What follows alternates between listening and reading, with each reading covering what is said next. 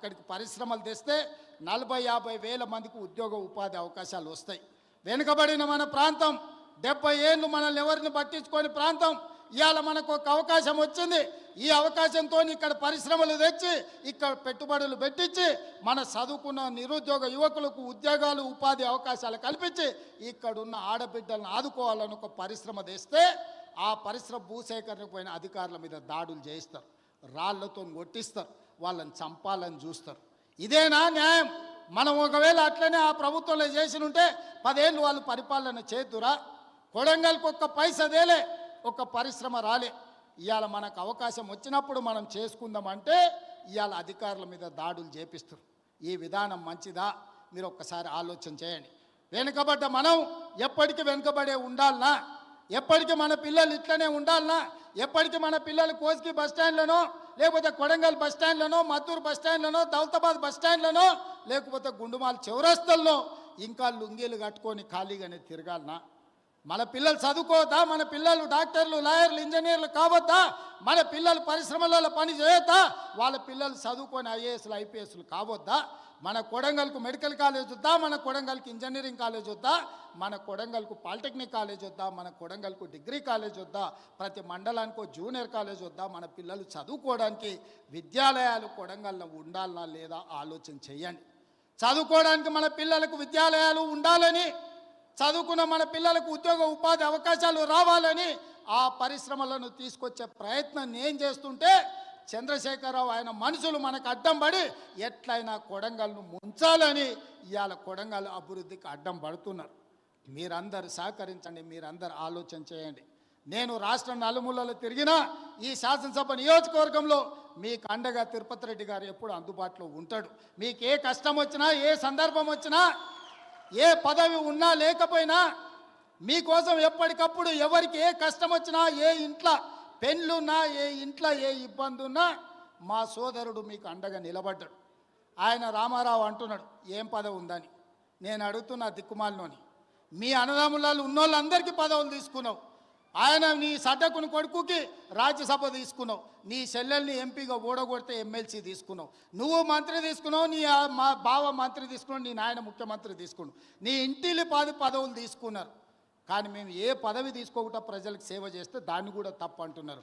పదవులు తీసుకోవడం తప్ప, కుటుంబం దోసుకోవడం తప్ప, ఏ పదవి ఆశించకుండా ప్రజలకు అందుబాటులో ఉండి ప్రజల మేలు కోసం ఒకవేళ నేను రాష్ట్రం మొత్తం నలుమూలలు తిరిగే బాధ్యత నేను తీసుకుంటే నా కుటుంబ సభ్యులు మీకు అండగా నిలబడితే కూడా వాళ్ళ కళ్ళల్లో నిప్పులు పోసుకుంటున్నారు. మీరు ఆలోచన చెయ్యండి. వాళ్ళ ఇంట్లో ఆయన ముఖ్యమంత్రి, అల్లుడు మంత్రి, కొడుకు మంత్రి, బిడ్డ ఓడిపోతే ఎమ్మెల్సీ, సడ్డకుని కొడుకు రాజ్యసభ, వాళ్ళ చుట్టపోళ్ళు అందరూ మంత్రులైన. నేను అట్లా ఎవరు నన్ను తీసుకున్నాను మా కుటుంబంలో? మీరు చెప్పండి. ఏ పదవి లేకుండా నిస్వార్థంగా మీకు పనిచేస్తుంటే కేసీఆర్ కుటుంబం తప్పు పడుతుంది. అట్లెట్లా చేస్తారా మీరు? ఏ పదవి తీసుకోకుండా మేము చూడు ఎన్ని తీసుకున్నామో ఎంత దోసుకున్నామో చూడమంటారు. మీలాంటి పదవులు తీసుకోనికే దోసుకోనికే మేము పోటీ పడం చంద్రశేఖరరావు. మా విధానం అది కాదు. మమ్మల్ని నమ్మిన ప్రజలకు అండగా నిలబడి వాళ్ళ కష్టం వస్తే కష్టాలలో వాళ్ళ తోడుగా నిలబడి వాళ్ళ కోసం కొట్లాడి వాళ్ళ కోసం రక్తం చిందించే నాయకత్వం మాది. మిమ్మల్ని నమ్ముకున్న వాళ్ళని మోసం చేసి దోసుకునే నీతి మీది. మీకు మాకు తేడా ఉంది. మేము మీలాక కాదు. నేను నికార్సుగా నిక్కచ్చిగా చెప్తున్నా, మీలాక పదవులు కొల్లగొట్టడానికి, రాష్ట్రాన్ని దోసుకోవడానికి నా కుటుంబం లేదు. నా కుటుంబం నాకు మీరు ఆశీర్వదించే అవకాశం ఇచ్చినందుకు మీకు అండగా నిలబడాలని సమయం ఇస్తున్నారు. ఇన్నేళ్ళైంది నేను మీకు ఇక్కడికి వచ్చి.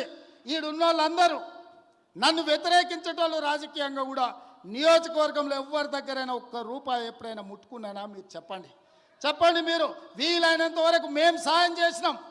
నేను బస్ డిపోకి భూమి ఇచ్చిన, నేను సబ్స్టేషన్లకు భూమి ఇచ్చిన, నేను పాఠశాలలకు భూములు ఇచ్చిన, నేను సొంతంగా కొని ఇవాళ కోస్గిల బస్ డిపోకు ల్యాండ్ ఇచ్చిన. ఎన్ని కోట్ల రూపాయల విలువనో ఇవాళ మీరే చెప్పండి. ఇవాళ మన సబ్స్టేషన్లకు భూములు కొనిచ్చినాం. ఏ ఊర్లో గుడి కట్టినా, బడి కట్టినా, ఎవరు పిల్లలు చదువులకు ఫీజులు కావాలన్నా, ఎవరు ఏం కావాలన్నా మా ఇంట్లోకి వెళ్ళి పైసలు ఇచ్చి కొడంగల్ నియోజకవర్గాన్ని ఆదుకున్నాం. పోయిన 5 ఏళ్లలో ఒక ఆయన ఈడ ఉండే ఏం వసూలు చేసిండో మీకు తెలుసు కదా.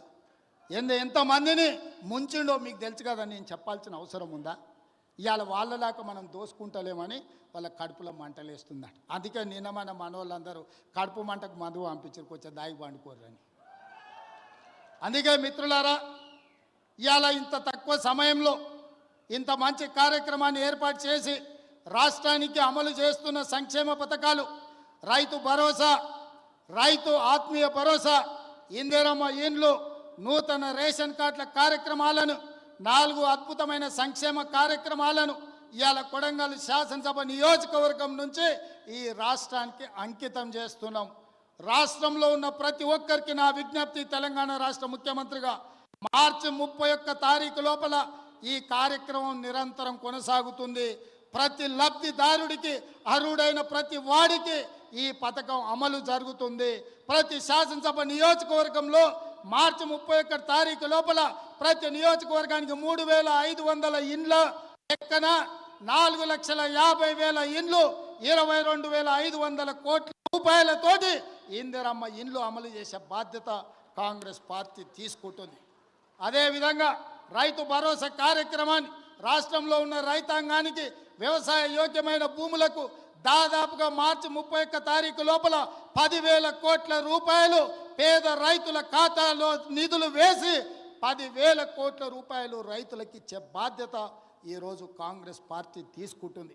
అదేవిధంగా ఇందిరమ్మ ఆత్మీయ భరోసా, భూమి లేని నిరుపేదలకు ప్రతి పేదవాడి కుటుంబానికి సంవత్సరానికి 12,000, మొదటి విడతగా దాదాపుగా 10 లక్షల కుటుంబాలకు 6,000 చొప్పున మార్చి 31 తారీఖు లోపల మీ ఖాతాలో వేసే బాధ్యత ఈరోజు ఈ ప్రభుత్వం తీసుకుంటుంది. దీంతో పాటు రేషన్ కార్డు లేని ప్రతి పేదవాడికి గ్రామంలో ఉన్న, ఒకవేళ హైదరాబాద్కు వలసపోయి లేకపోతే పూణేనో బొంబాయో ఎక్కడైనా వలసపోయినా మన ప్రాంతంలో నుంచి చాలామంది లంబాడి సోదరులు ఇతర ప్రాంతాలకు వలసపోతున్నారు. ఆ వలసపోయిన వాళ్ళు కూడా సొంత ఊరికి వచ్చి మీ రేషన్ కార్డులు తీసుకోండి. మీకు అందరికీ రేషన్ కార్డులు రాష్ట్రంలో ఉండే